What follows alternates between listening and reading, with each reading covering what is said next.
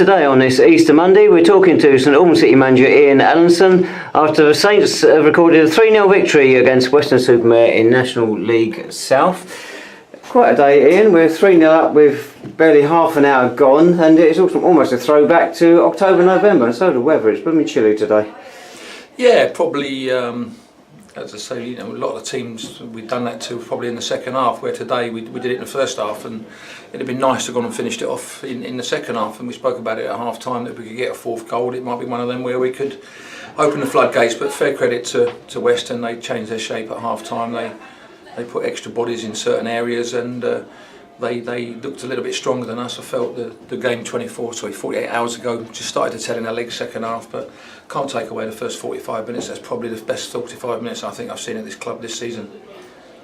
Not only the 3 goals we got, one I think was admitted as dubious penalty. The first 2 goals absolutely superb, but the way we played, we attacked with determination, threat, and as I say, it's a throwback to the first half of the season. Yeah, I think we did. I mean, as I said, even on Saturday, I mean, if we get the second goal on Saturday at Whitehawk and even against Margate, a goal early on against them, it changes the game totally. And today we've got the goals early on, and it gave the players the confidence that they needed, which obviously meant that the performance was at a level that we've been requiring. But it was really good to see. We played with a great purpose.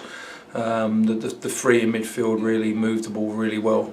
2 wide players again caused lots of problems, and Charlie Walker worked tirelessly up front. It was just once the legs started to go in the second half that the game got a little bit stretched out, and they came into it, to be fair, and James Russell's had to make a couple of really good saves to keep the score at 3-0, but I always felt quite comfortable second half, and it was a thing we spoke about at half time. We've done what we had to do. Let's be professional in terms of seeing the game out, and we managed to do that in the second half. Weston have been on a pretty good run of late. They started the game reasonably well, first couple of minutes, until we got on top and really attacked them with style. But in the second half, as you say, when we tired, they showed they can play some decent football. Yeah, they're a good side. I mean, I think they went for a period at the start of the season a bit like we did. I think they won sort of 6 or 7 games, and then they went for a sort of 15 games where they didn't win a game. But they've come back really strongly over the last sort of 10 games and picked up enough points. They should be fine with 39 points at the moment. They might need to win one of the last couple of games to keep themselves safe. But as you've seen today, especially in the second half, once they got to grips with the game and got a foothold in the game, they caused us a couple of problems. And they've got some very good players there, and we had to see it out. And as I say, we had to thank James, especially in the second half, for 1 or 2 saves he had to make just to keep the score at 3-0 and see it through. But as I said there, I felt if we could have kept going for the 90 minutes, which was going to be difficult after the Whitehall game on Saturday, and then it obviously got a little bit tired, a little bit stretched out, and we never really had that sharpness in front of goal. I thought the 2 wide men got in some good areas, never really had that sort of extra line of pace just to go past their fullback, and when we did, they defended very, very well, and their keeper had a good second half. You mentioned James Russell there. It's his 50th game for the club, and he marked it in style with some very good saves.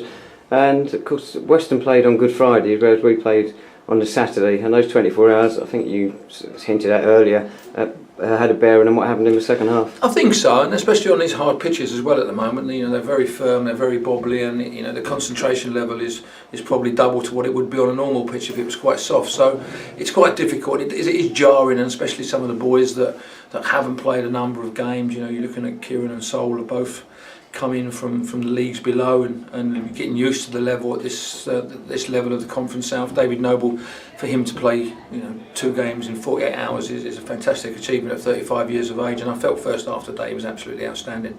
I thought everything went through him, he dictated the game, and it's something we've probably been missing over the last couple of weeks, but we sort of moved it well. And the 2 wide men, Zane Bannon, as we've said, has not played much football at all this year.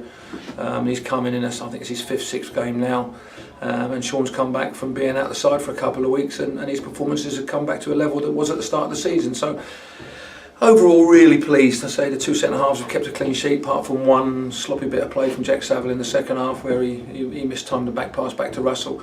Most of it was quite good from that side of it, and we've got to take the positives and take it forward to Saturday's game. Well, for new boys, you say Kieran's settling in really well.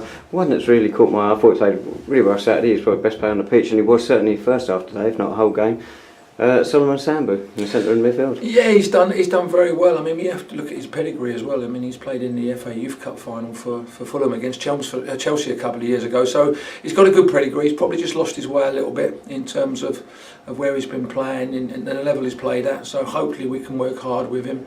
It's one of them. We've really enjoyed having him around the club. He's a good footballer. He's got a good energy about him, and he's a great age at 20 years of age. So it's something that we want to try and talk to the boy in terms of how he's enjoyed it. We've enjoyed having him around, and it's something that we need to try and progress for next season. Many people thought our season was just drifting away and we're going to finish around about 10th or 12th. Suddenly things have changed. With the playoffs, a couple of clubs have been told they can't compete in them. The rumour that the club finishing 7th could be in the playoff, and I believe we're just 5 points off that now. Well, yeah, it is, and that's the most frustrating thing about the second half of the season. The second half of the season hasn't been good enough, as we said that, and we've said it for probably the last 14, 15 weeks. Every time I sit and talk to you here, hasn't been good enough. We know that. We made some big decisions probably 6-8 weeks ago to try and freshen things up and put some energy back into the side.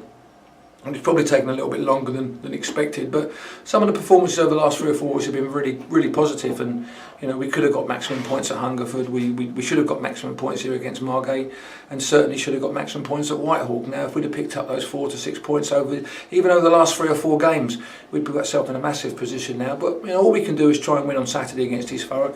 Try and put Hampton under massive pressure and Wilston under pressure, and they've got to go and win games. And if we can do that and we pick up maximum points and they don't, then we take it to the last game of the season. But I think we'll all sit back at the end of the season and feel how frustrating this season has been in terms of where we was at Christmas to where we are now. And as I said, the second half of the season hasn't been good enough, and I have to take responsibility of that. The management team have to take responsibility of that, but there's also a lot of players have to take responsibility of that because they didn't apply themselves properly, which led to us having to make the changes when we did, and that was for the right reasons. Well, East Thurrock United this coming Saturday. When we went there early in the season, we were flying. They held us to a 1-1 draw, so it's not going to be easy winning those last 2 games. No, they're a good side. And then we go to Eastbourne on the AstroTurf, so we've got 2 tough games. East Thurrock have had a fantastic first year at this level. And they've shown all season they're capable of beating anybody on their day, so we've got to make sure we prepare properly for that. And as you say, with Eastbourne and the AstroTurf, then we had a game on the AstroTurf last Tuesday, which to get us used to it. I didn't want to leave it till next Tuesday against Hendon, which went very well. So now we've got to try and apply ourselves for the next 2 games, and so all we can do is try and win both games, which we will do, in terms of trying to win both games and put pressure on other teams, and that's all we can do at this stages of the season now. Quick word on Charlie Walker. I don't think he knows how to get a bad goal, does he? No, we've said all along, and it's just a shame, really. It's what Charlie's all about. His goals. He doesn't get simple goals. He doesn't get tap-ins. And even at Bournemouth when I had him there, and then at Luton, he scored lots and lots of goals for teams. Peacehaven, I think it was, and Whitehall at one stage, and even for Luton, he probably didn't score the goals playing for their reserves under 21s as he probably should have done. But I think we've seen now, he gets an half a chance from sort of 20-25 yards, and if he gets a shot away, he's going to test the keeper, apart from a free kick in the second half, where I still think they're looking for his ball down in the park somewhere, which probably gone down the A414 as his Hertford at this stage. So it's he's done great, and he's leading the line really well on his own. He's working tirelessly up there for us, and as I say, hopefully he can keep scoring goals to the remainder of the season. Which is only 2 games away. Thanks so much, Ian. So the Saints back at Clowns Park next Saturday. It's the 22nd of April. East Thurrock United are the visitors. Kick-off in National League South is at 3 p.m.